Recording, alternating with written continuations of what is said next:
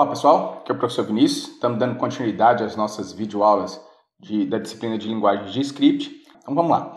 Ficou da última aula esse exercício aqui para vocês fazerem, que é um programa que faça as seguintes operações, né? E aí fazer uma função para cada operação. Então primeiro ler o vetor de números reais de 10 posições, depois calcular a soma de todos os valores do vetor e também calcular a média. E aí fazer uma função principal, onde eu vou ter a saída de dados. A entrada de dados não vai estar na função principal, vai estar nessa função aqui específica para isso. Então vamos lá, vamos corrigir esse aí, vamos fazer esse exercício. Vou aqui criar um novo arquivo e já vou salvar ele. Vou chamar aqui de exemplo 01 e colocar o código, a tag de script, visto que a gente está escrevendo por enquanto um código HTML, não é um código JavaScript, é um arquivo JavaScript, é um arquivo HTML, dentro do arquivo HTML a tag de script. Depois nas próximas aulas a gente já vai estar melhorando isso aqui, fazendo tudo em arquivo separado, tá? Então, a função já é um dos pré-requisitos para a gente começar a avançar e depois falar de eventos e aí as coisas começarem a melhorar, sair dessa questão só de alert e prompt e console log, tá pessoal? Então já está chegando nas partes mais interessantes. Então vamos lá. Primeira coisa, fazer uma função, né, para ler um vetor de números reais de 10 posições. Então, aqui dentro das tags de script eu vou criar a função. Lembre-se que a gente tem duas sintaxes para criar a função. Eu posso escrever function. Aí, por exemplo, vamos falar que a função chama ler dados, alguma coisa assim, ler dados. Então eu posso escrever assim. Ou posso usar a sintaxe de function, que a gente tem depois na última aula, e fazer assim. Assim, né? Então, aqui eu tenho uma função, mas e aí onde eu vou armazenar essa função? Na variável ler dados, tá? E aqui eu posso dizer que é uma variável. Então, tem essas duas possibilidades.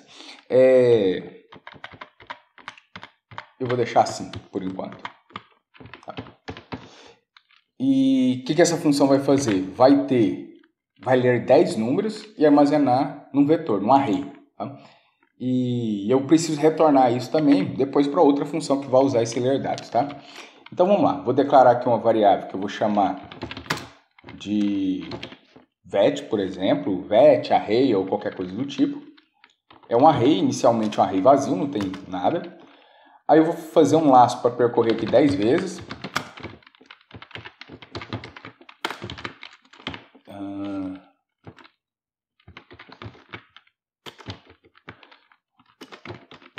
Se eu for utilizar assim, com um índice, especificando um índice, eu preciso que começar no 0 enquanto for menor que 10, né, para não ter aquele espaço vazio no índice 0.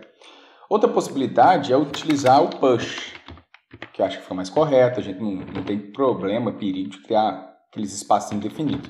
Aí aqui pode começar no 0 enquanto for menor que 10, ou pode começar no 1 enquanto for menor ou igual a 10. O importante é percorrer, fazer esse laço aqui 10 vezes. Tá? Então, tanto faz, pode começar no 1 ou pode começar aqui no 0 e menor que 10. E aí o que eu vou fazer? Pedir para o usuário digitar uma informação. Né? Para digitar a informação, prompt, digite um número. Só que esse número eu preciso transformar ele inteiro, certo? Então, para transformar ele inteiro, parse int transforma inteiro. Depois que transformou inteiro, aí eu posso eu posso guardar isso aqui numa variável.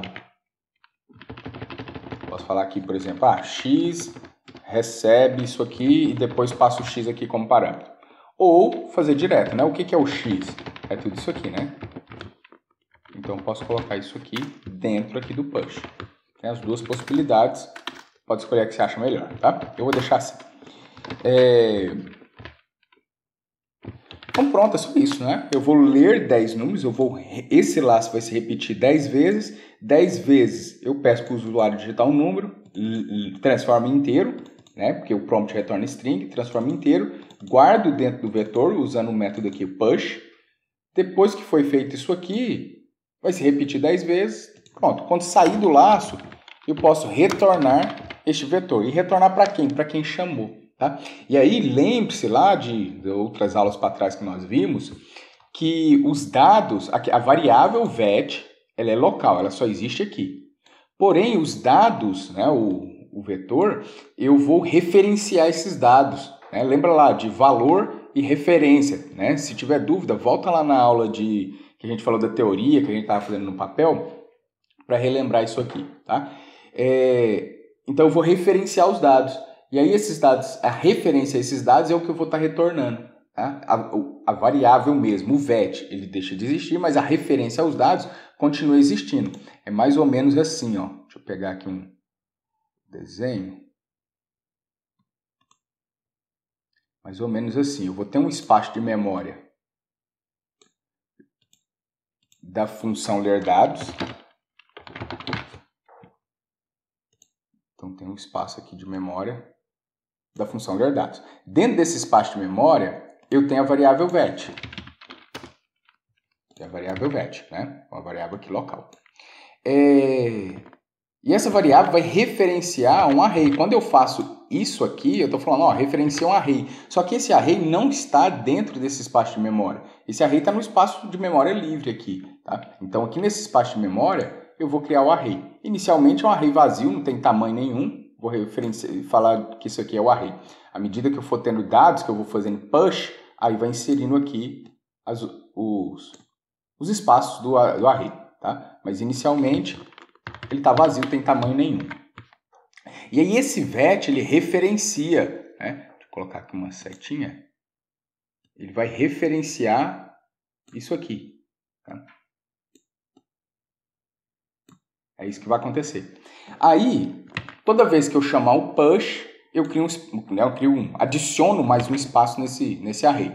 Então, quando eu faço push, por exemplo, supondo que eu digitei lá 5 e pressionei Enter. Né? Então, vem aqui, digitei 5, transformei inteiro, insiro dentro do vetor. Então, crio um espaço de memória, vamos supor que eu digitei 5. Então, aqui eu tenho um 5. E esse 5 está no índice 0. Aí, quando o laço chegar aqui no final, voltar, incremento o i menor que 10, sim, faz isso aqui de novo. Então, por exemplo, eu vim aqui e digitei 3. Então, cria um outro espaço de memória aqui, outro espaço de memória não, outra posição aqui no array. Aí aqui, supondo que eu tenha digitado 3, vai ficar o 3 aqui, e esse 3 vai ficar no índice 1. Né? E vai fazendo isso, vai repetindo isso, repetindo, até chegar lá na posição 9, no índice 9. Está aqui no índice 9. E aqui eu digito um valor qualquer. Por exemplo, digitei 8. Opa. Então, suponho que eu digitei 8. E aqui vai ter todos os valores intermediários, tá? Opa. Então, aqui vai ter os outros valores aqui. Então, vai de 0, 1, 2, 3 até chegar ao 9. Beleza. Aí, beleza, fez isso aqui. Quando existir um return, eu vou retornar esta referência a este array aqui. Né? É um array, eu vou retornar a referência para esse cara aqui. Tá? E aí, quem vai receber isso? A função que chamou. A função que chamar recebe a referência a esse cara aqui. Tá? Esse VET é local a ler dados, ele vai deixar de existir, todo esse espaço de memória vai ser liberado. Agora, este array aqui, não, eu vou retornar a referência dele, e aí quem chamou vai receber essa referência, tá? É assim que vai acontecer. Ó, por exemplo, se eu tivesse aqui um function principal, e aí eu tivesse aqui no function principal, por exemplo, um let dados recebe ler dados. E aqui depois eu chamo a função principal. Então, se houvesse isso, né, o que ia acontecer? Existe a função ler dados, existe a função principal, ou seja, as duas funções foram declaradas. Aí eu chamo a função principal. Chamei a função principal, vai criar um espaço para a função principal. Tá? Então, vai criar aqui um espaço para a função principal. Espera aí só um pouquinho. Isso aqui ainda não existe. Deixa eu tirar ele daqui.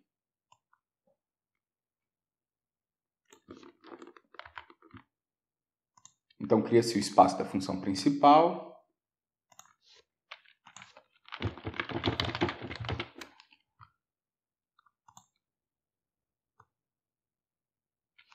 Aí aqui a função principal vem, cria a variável dados.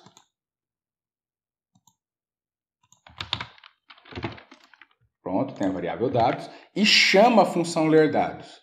Aí quando chamou a função ler dados, aí sim, vem aqui e acontece esse espaço que eu havia informado, né? Então vem aqui, lê todos os dados, preenche aqui o array, aí depois vem aqui, ó, return vet. Vai retornar para onde? Para quem chamou. Eu havia chamado aqui, então vai retornar para dados. Mas vai retornar só a referência. Por quê? Porque é um array. Se fosse um número inteiro, um string, ia retornar uma cópia do valor. Como é um array, retorna só a referência. Então quem vai receber essa referência é dados. Então esta variável dados aqui, local, a função principal, vai referenciar esse conjunto de dados aqui. E como a função ler dados terminou, tudo que é variável local vai deixar de existir. Então, tudo isso aqui deixa de existir. Tá? Porém, esses dados aqui continuam, porque eles não foram criados dentro do espaço de memória da função ler dados. Tá? Então, sempre que eu criar um array e também um objeto, que depois a gente vai ver em aulas futuras, eles são criados nesse espaço fora da área da função, da área de memória da função. De forma que quando a função termina, eu ainda tenho esses dados aqui. Tá?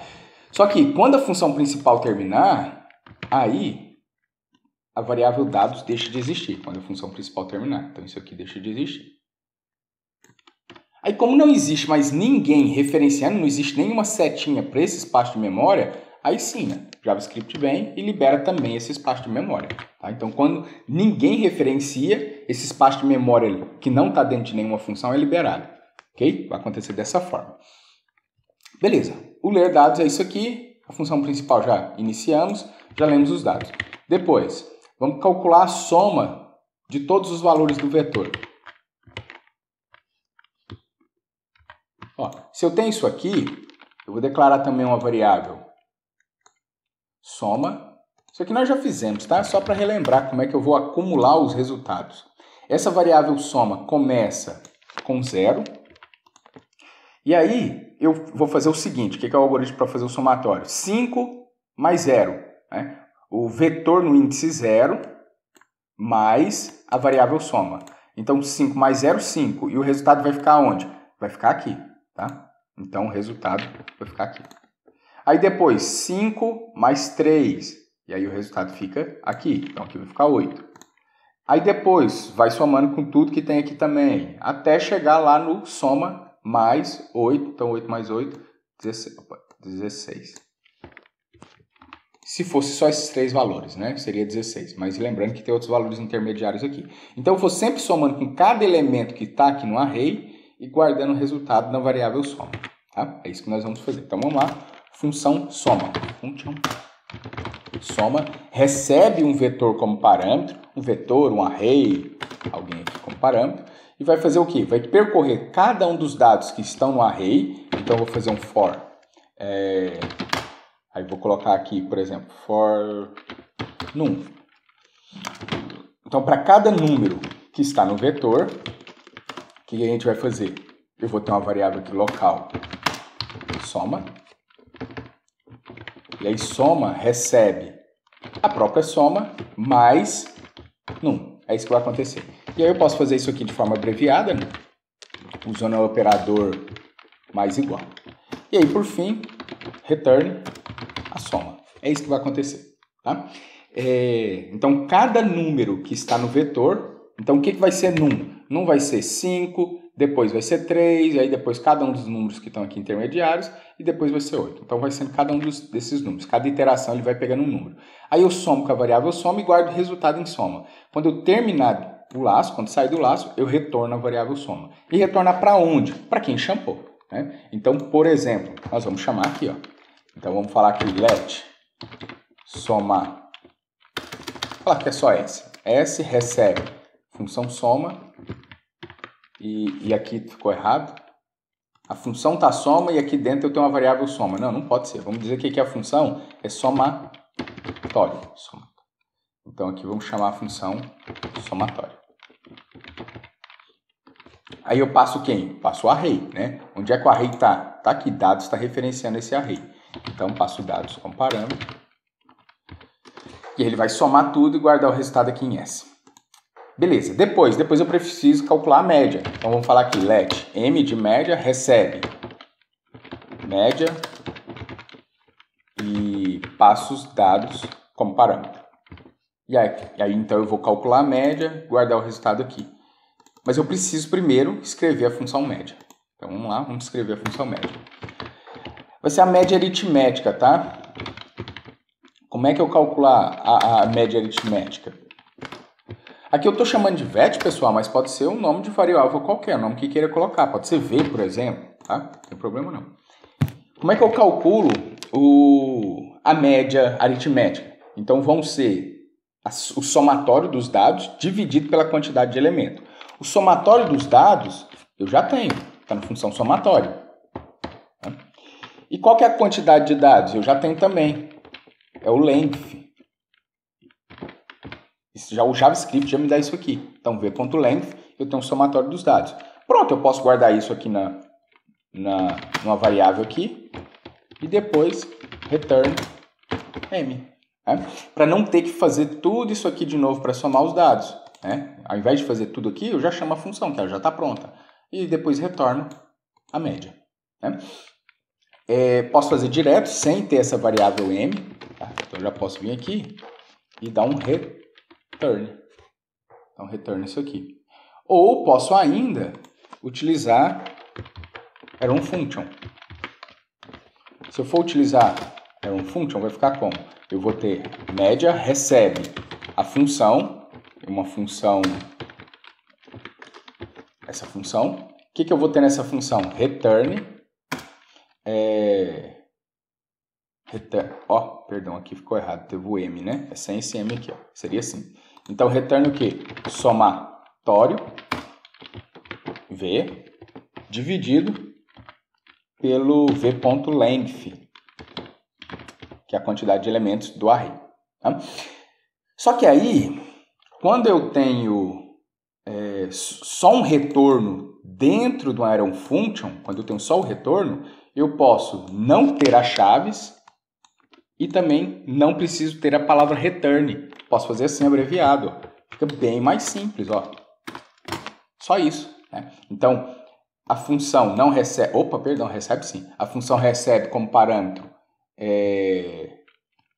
o array. Né? Recebe aqui um array como parâmetro. Calcula o somatório e divide pela quantidade de elementos, ou seja, calculou aqui a média. E essa média já é retornada. Né? Para quem? Para a função que vai chamar... Para quem for chamar a função média, tá? Média aqui não recebe o retorno disso aqui não, tá? Média é o nome da função, semelhante ao que a gente tem aqui. Quem é que vai receber esse retorno aqui? Quem chamar, no caso aqui é a variável m, tá? Só que de uma forma mais simples.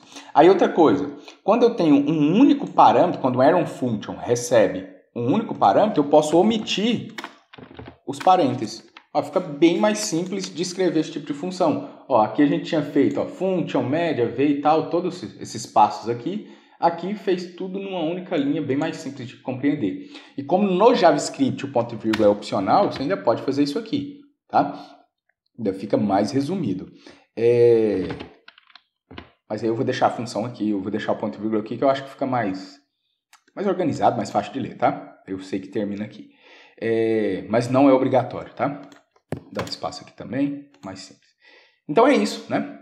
Pode fazer usando function ou pode fazer aqui usando essa sintaxe do arrow function, tá?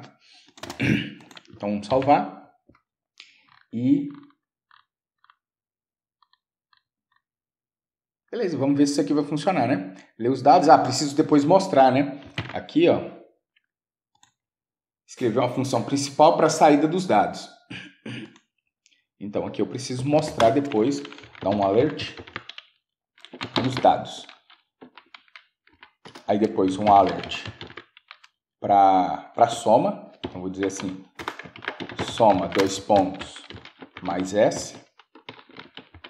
E um alert para média, então vou dizer assim, média 2 pontos mais o M. Só que para a gente testar, ao invés de eu testar com 10 valores, eu vou testar aqui só com 3. Então eu vou colocar aqui 3. E testar, depois a gente muda para 10, vai funcionar do mesmo jeito, tá? Vamos abrir aqui o navegador. Então, digite o número. Vamos digitar, por exemplo, o número 5. Aí depois outro número. Vamos digitar, então, o número 10. E outro número, vamos digitar, por exemplo, o número 15. Ou seja, ficou 5, 10 e 15, a soma vai dar 30. Né? Opa, ficou errado, né? E depois teria que dar a média aqui. Vamos lá ver o que ficou de errado. Quando aparece esse NaN aqui, pessoal, deixa eu executar aqui de novo. Quando aparece NaN, quer dizer not a number, isso é, não é um número, tá? Então alguma coisa eu fiz de errado, que ele está falando que não é um número. Vamos ver lá, para poder corrigir.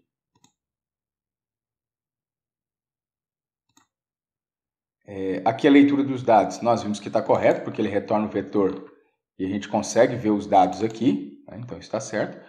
Provavelmente o erro está aqui no somatório. Ah, sim, óbvio, né? Ficou errado, ó. Aqui eu falo soma mais igual... Opa, perdão. Soma mais igual num. Mais igual num. Tá, mas o que eu tenho em soma? Não sei, não tem nada. Olha aqui, eu declarei soma, mas não coloquei valor nenhum. Então a soma é indefinida, undefined. Então eu preciso inicializar ela aqui com 0, tá? Vamos ver lá de novo. Vou salvar aqui, voltar aqui no navegador, pressionar F5. Vamos lá, digitar 5, 10 e 15, ou seja, o somatório tem que ser 30. Ó, tá aí. E 30 dividido por 3, 10. Tá? A média é 10, tá certinho. Tá? Só fica faltando lá inicializar a variável soma. Então é isso aqui, tá, pessoal? Primeiro exercício, só isso aqui.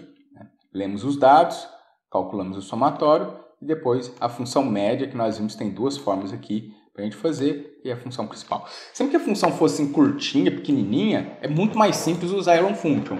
Agora uma função, por exemplo, essa aqui, que tem várias coisas, vários passos, aí você pode escolher, né? Usar aqui essa notação usando a palavra-chave function ou usando Iron Function. Aí vocês fiquem à vontade para escolher o que acha melhor, tá? Outra coisa é, só que nós não vamos falar agora, existe sim uma diferença entre o function e o Iron Function, tá? Que é...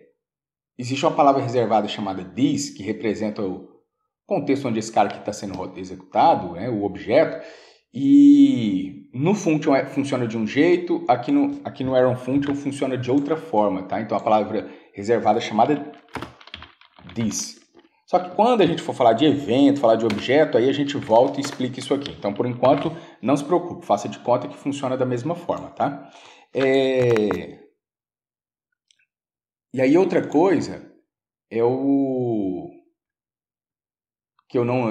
acho que eu expliquei mais ou menos, é aqui o let, né? Vamos voltar, eu já falei de let e var, mas eu gostaria de falar novamente, né? Frisar isso aqui bem. Qual que vai ser a diferença de let e de var? Então eu posso declarar a variável tanto usando let quanto usando var. Inclusive eu posso declarar a variável sem usar nada, né? Se eu fizer simplesmente assim, ó, essa variável soma funciona. Só que se eu não colocar isso aqui, ela é uma variável global. O que é uma variável global? Vamos voltar aqui. Lembre-se que cada função tem um espaço de memória próprio da função. Então, por exemplo, a função soma tem aqui o espaço de memória da função soma. E as variáveis locais da função soma ficam aqui dentro. Então, por exemplo, se eu tenho aqui let soma... Opa, soma não, aqui chama somatório, né? Deixa eu corrigir lá.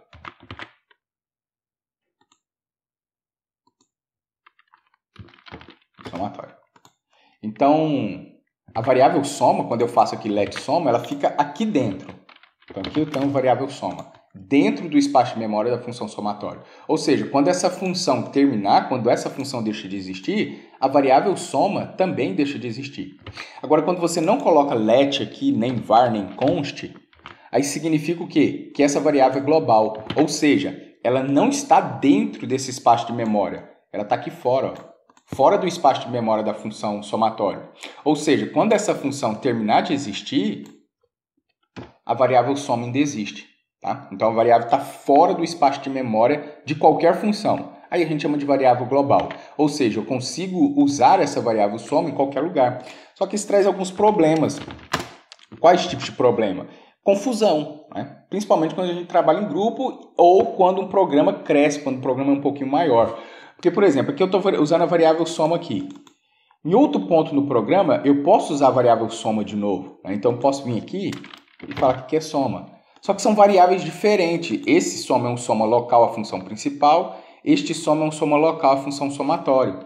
E se eu uso variável global, a gente começa a confundir. Né? Uma hora eu estou pensando que estou falando desse cara, mas aí aqui eu já mudo o valor e a gente começa a confundir. Tá? Pensa, por exemplo, variável i.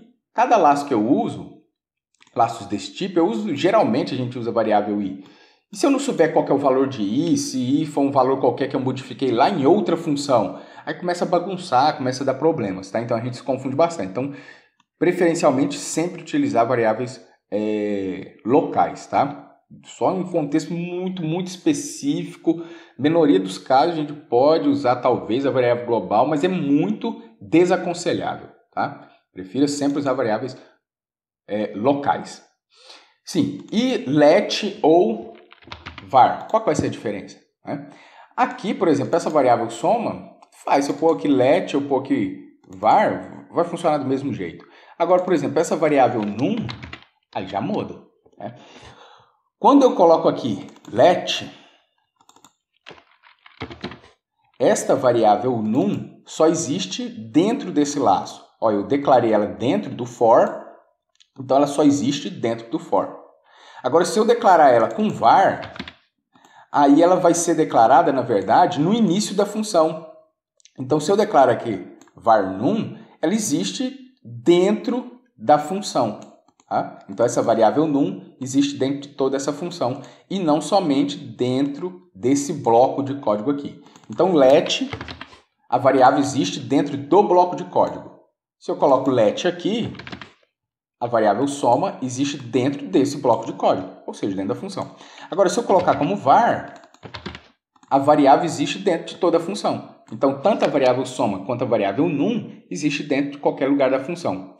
Né? Então, por exemplo, aqui, se eu faço aqui let num, e depois eu venho aqui e coloco um alert num, isso aqui fica errado. Por quê? Porque a variável num não existe aqui.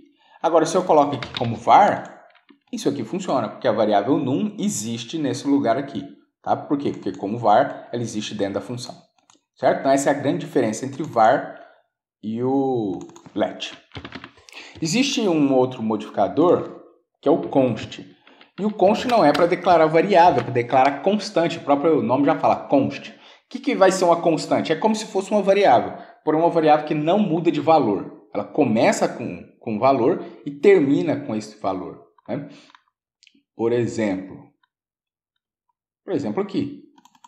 Eu posso... S muda o valor de S depois que eu criei ele? Não. Então aqui pode ser um const. Dados muda depois que eu criei ele? Não. Então aqui pode ser um const. E o M muda? Não. Então aqui também pode ser um const. Só que se eu fiz isto, eu não posso fazer, por exemplo, S recebe, sei lá, 5. Não, fica errado. Por quê? Porque ela é uma constante. Aqui eu falei, ó, S recebe esse resultado aqui. Né?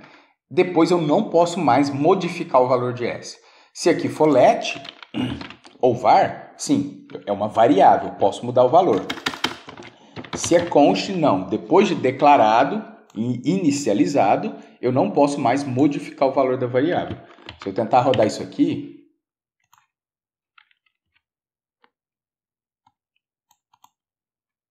executar aqui, pressionar Enter, aí para digitar os valores, 1, 2 e 3, e aí já deu um erro. Ó. Operação inválida, né? Por quê? Porque o S é uma constante, né? Lá na linha 33, ou seja, aqui ó, na linha que eu estou colocando um valor, né? Então não posso modificar. Então depois que eu criei, não muda mais, tá? Aqui também, ó, pode ser uma constante. Ora, mas eu não estou modificando, não estou acrescentando valores aqui no vetor? Sim, estou fazendo isso. Mas eu não mudo a referência. Lembra lá? Deixa eu ver aqui se a gente consegue.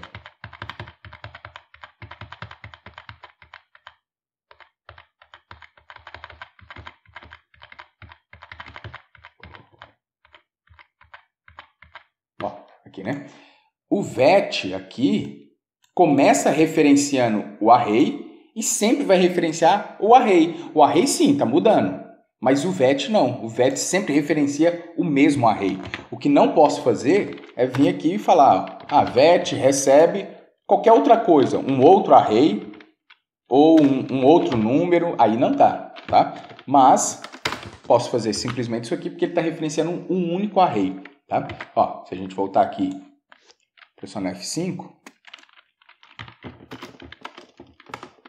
tá aqui, funciona, não dá erro nenhum, tá? Tem erro aqui falando da codificação de caracteres, tá? É outra coisa. Mas não gera um erro. Agora, se eu falo aqui, falo isso e depois faço isso aqui, já vai dar errado. Se a gente voltar ali, ó, falando aqui, ó, o VET é uma constante, então eu não posso fazer isso aí. Eu não posso colocar outro valor nele, tá? Porque se eu faço isso, eu estou tentando, ó, VET recebe um array. E aqui eu falo, VET recebe um outro array. Aí não dá para fazer isso, né? Se fosse aqui let ou var, sim, funciona normal, né? Se a gente voltar aqui, ó, botar aqui os números quaisquer, pronto, funciona normal, tá? Mas com const não, tá? E aí,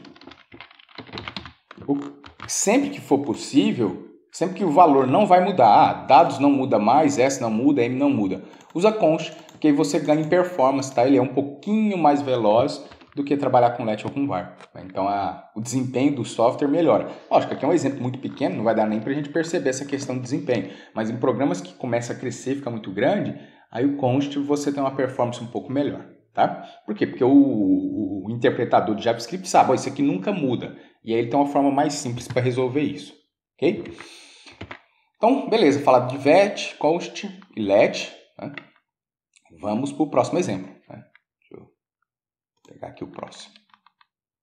Ó, fazer uma função que receba um vetor como parâmetro e retorne um segundo vetor contendo o fatorial de cada elemento do vetor A. Ó, o fatorial nós já até fizemos. Tem um outro exemplo que, se você for aí observar, nós já fizemos ele.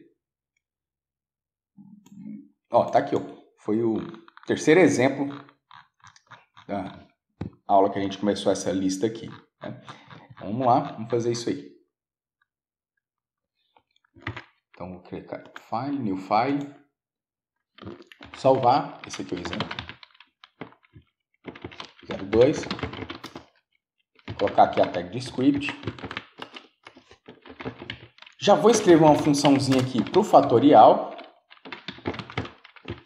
Se você não lembra, pega lá as aulas para trás, dá uma olhadinha, porque já tem esse exemplo pronto, tá? Então, eu vou fazer aqui mais rapidinho.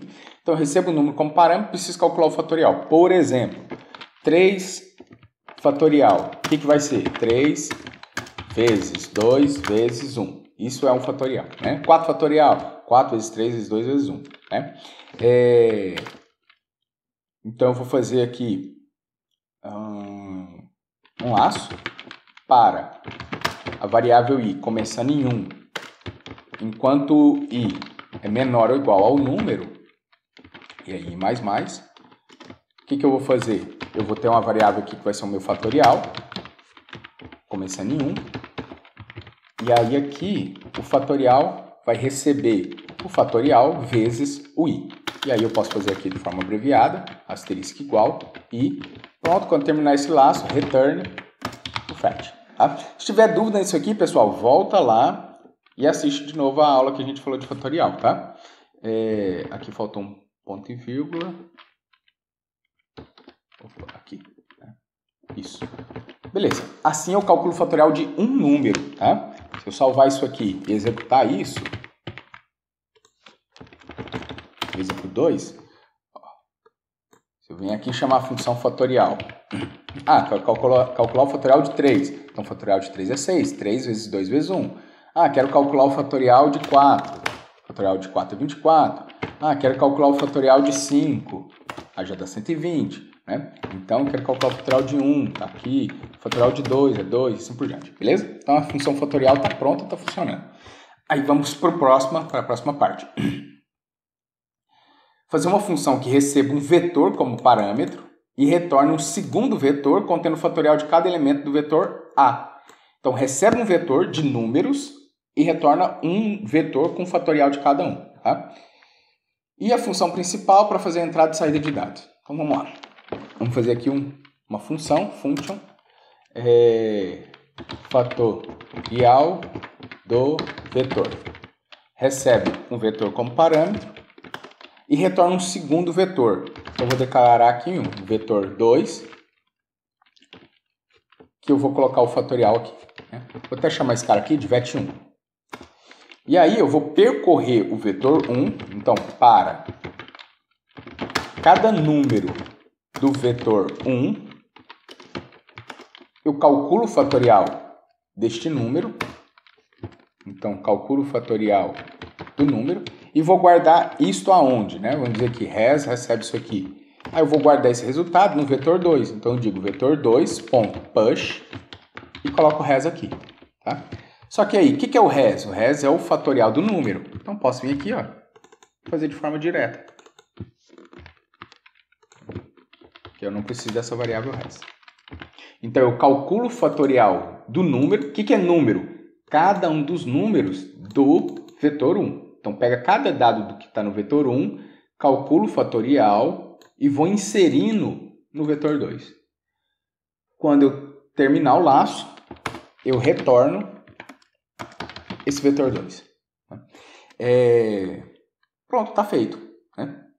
E aí eu preciso então agora mostrar os dados. Né? Ler e mostrar os dados na função principal.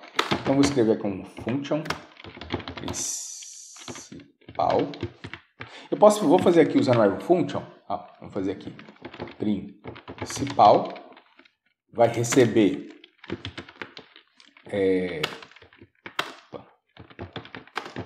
aqui usando o arrow function. E aí eu vou ler os dados. Para ler os dados, eu vou fazer o seguinte.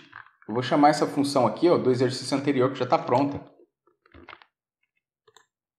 Então, vou colocar essa função aqui. Ó, já está prontinho. Né? Então, ler os dados. Então, eu vou só chamar ela. Então, eu vou dizer aqui que eu vou ter um vetor 1, recebe, ler dados. E depois eu calculo o fatorial de cada um. E vou guardar aqui no que eu vou chamar de vetor 2. Então, fatorial do vetor. Passo o vetor 1 como parâmetro e ele me retorna o vetor 2 já com o fatorial de cada um elemento.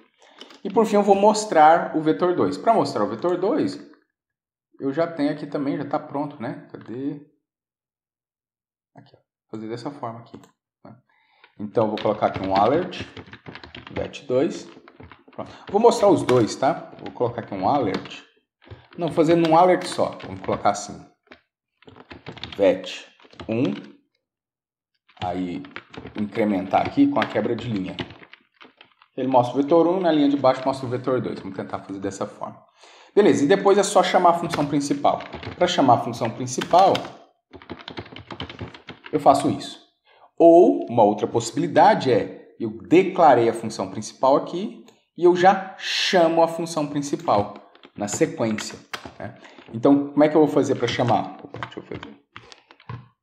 Aqui eu peguei o principal e chamo colocando os parênteses na frente. O que é o principal? O principal, ó, é isso aqui.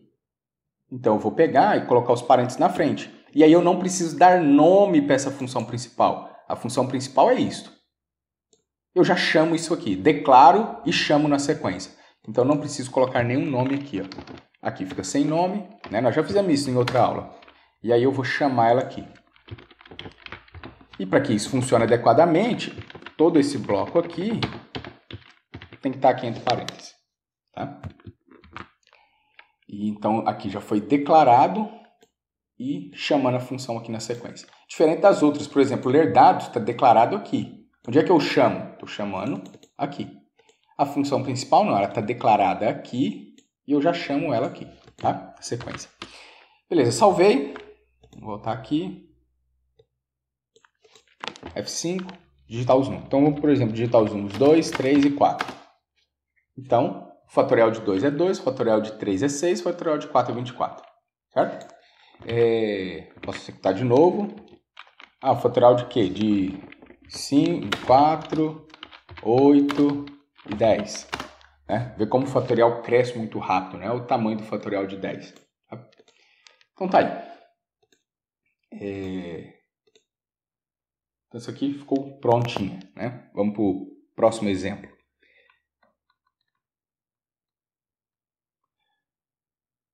Cria um programa que leia e armazene em um vetor 10 inteiros, depois leia mais um inteiro num, e aí fazer isso na função principal. Ler os dados e colocar 10 inteiros no vetor e ler um número. Fazer isso na função principal. Depois, cria uma função que verifique no vetor a quantidade de vezes que num aparece e retorna essa quantidade. Então, contar quantas vezes a variável num aparece no vetor. É isso que é para ser feito.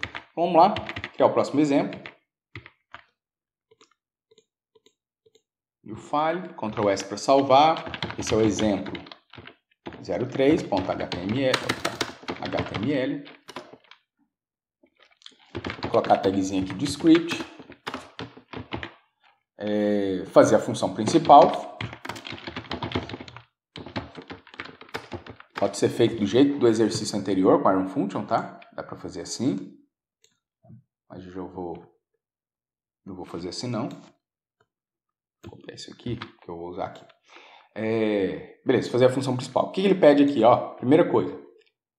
Ler e armazenar em um vetor 10 inteiros. Então, já copiei e colei lá do exemplo anterior.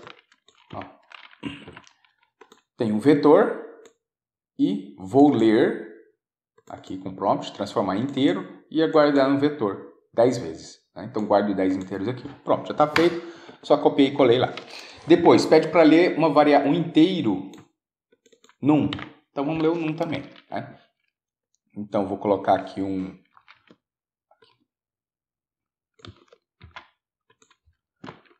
let. Num recebe isso aqui. Esse num nunca vai mudar. Então, posso colocar aqui como const. Então, digite. Vou colocar assim, digite um outro número. Tá? Beleza. Depois que eu tenho isso, criar uma função que verifique no vetor a quantidade de vezes que num aparece e retornar essa quantidade que deve ser mostrada na função principal. Então, eu vou ter uma função que vai contar quantas vezes num aparece. Então, eu vou chamar essa função, por exemplo, de countNum. Passo como parâmetro vetor, passo como parâmetro num, ela me retorna a quantidade que eu coloco numa variável. E depois eu mostro essa quantidade. Então, alert aparece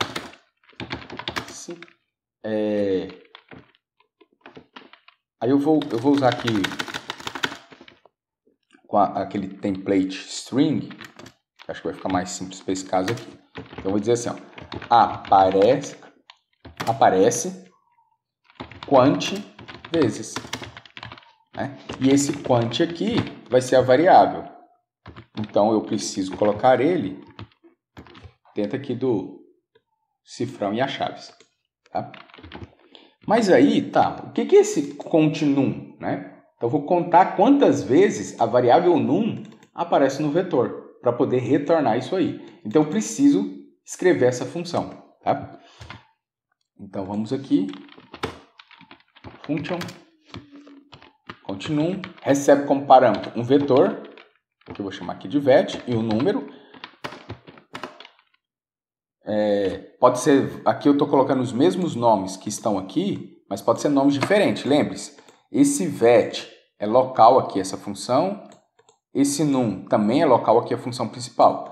Já este vet e este num são locais a esta função aqui, tá? Tudo é variável local.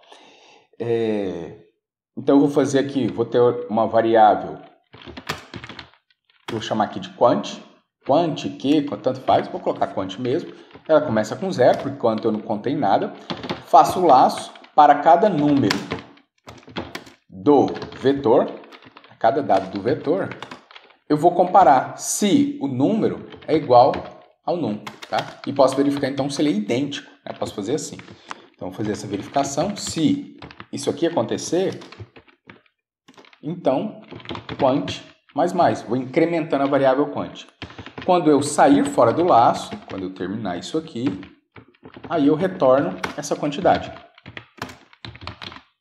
E retorno essa quantidade para quem? Para quem chamou. Né? Lembre-se, esse quant aqui é local a essa função, mas eu vou pegar uma cópia dele e retornar para cá e guardar nessa variável quant, que é local, a função principal. E aí depois eu mostro aqui. Né? Vamos rodar isso aqui e ver se funciona. Ó, vou fazer o mesmo esquema que eu fiz nos outros, vou colocar aqui só 3 valores. Funcionar com 3 vai funcionar com 10, tá? Vamos rodar aqui o exemplo 3. Opa, já ficou errado porque não pediu para mim digitar os dados. Deixa eu ver aqui que eu esqueci.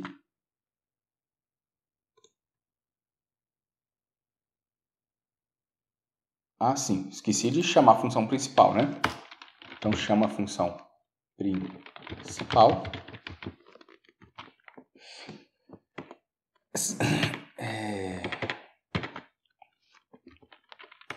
Isso aí, digitar os números aqui. Então, por exemplo, o número vai ser 5, outro número é o 8 e outro número é o 5 de novo.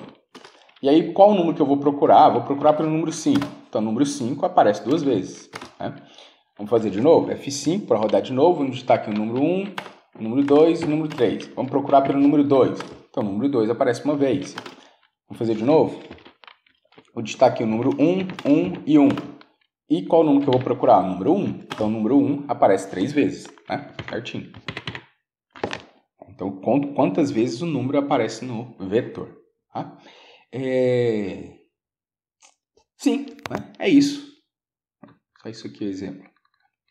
Pessoal, se tiver dúvidas, faz o teste de mesa. Faz o teste de mesa só da função, tá? Uma função por vez. Então, faz o teste de mesa da função e aí tenta entender. Mesmo assim, se tiver dúvida, posta lá no fórum de dúvidas lá no Moodle, então me manda mensagem lá no WhatsApp, tá? E vai ficar um exercíciozinho para vocês, né? Que vai ser esse próximo aqui. Então, vai ser o quê? Fazer um programa que lê um vetor de inteiro de 10 posições, em seguida, fazer uma função que receba o vetor inteiro e retorne outro vetor, tá? Observe que aqui eu retornei um número inteiro, no de vocês vai retornar um outro vetor, com os números primos contidos no primeiro vetor, tá? Aí, na função principal, mostrar o vetor de números primos, tá? Já fizemos exemplos sobre números primos, sobre o número primo, para saber se o número é ou não primo, né? Nós já fizemos isso. De toda forma, vou relembrar aqui como é que eu sei se um número é ou não é primo, né? Eu verifico quantos divisores ele tem. E o número primo, né? Supondo um número inteiro e positivo, o número primo vai ter 2 divisores, que é 1 e ele mesmo, tá? Então, vou fazer um quarto exemplo aqui.